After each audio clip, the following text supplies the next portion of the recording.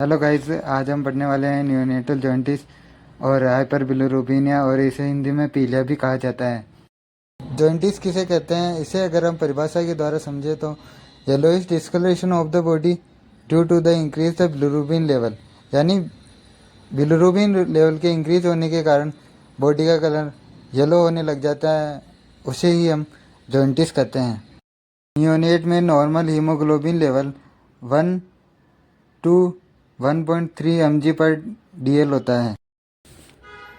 अब हम पढ़ेंगे टाइप ऑफ द जॉन्टिस। जॉन्टिस दो प्रकार का होता है, एक तो होता है पैथोलॉजिकल जॉन्टिस और एक होता है फिजियोलॉजिकल जॉन्टिस।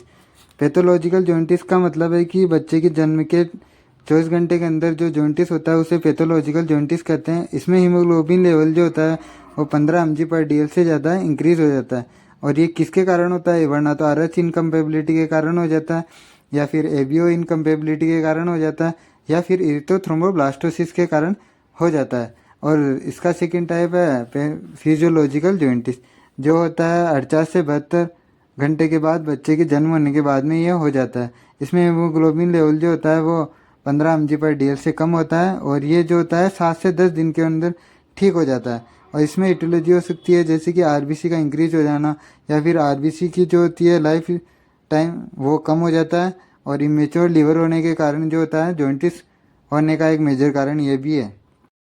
अब हम पढ़ेंगे सिम्टम्स ऑफ द जॉन्टिस, यानी जॉन्टिस के होने के बाद में क्या क्या सिम्टम्स आते हैं। यह इसमें पहला सिम्टम ये हो सकता है कि येलो कलर की स्किन होने लग जाती है, और येलो कलर जो सबसे पहले जो दिखाई देने लगता है वो होता है स्क्लेरा के अंदर, आई के अंदर जो स्क्लेरा होती है वो येलो कलर की हो जाती है। और बच्चा जो होता है ना वो कम दूध पीने लग जाता है, यानी पुअर फीडिंग होने लग जाती है, पुअर सकिंग यानी कम खींचने लग जाता है दूध को। और कर्निकेट्रस, जो कर्निकेट्रस जो होता है वो सबसे मेजर इसका सिम्टम्स होता है, और इसके कारण क्या होता है कि ब्रेन में अबनॉर्मल फंक्शन होने लग जाते हैं। हम पढ़ेंगे कि मैनेजमेंट कैसे कर सकते हैं जॉन्टिस का। जॉन्टिस का मैनेजमेंट अपन 3 तरीके से कर सकते हैं, एक तो बच्चे को फोटोथेरेपी देके, और एक ब्लड ट्रांसफ्यूजन के द्वारा, और एक ड्रग थेरेपी के द्वारा। ब्लड ट्रांसफ्यूजन अपन जब करते हैं जब बच्चे का हीमोग्लोबिन लेवल 20 mg/dl से ज़्यादा हो जाता है, और हम इसमें क्या होता है कि बच्चे के ब्लड की दुगना ब्लड अपन लेते हैं। जैसे कि बच्चे जब पैदा होता है तो उसमें 80 ml ब्लड पाया जाता है, तो अपन 160 ml ब्लड पर kg लेते हैं।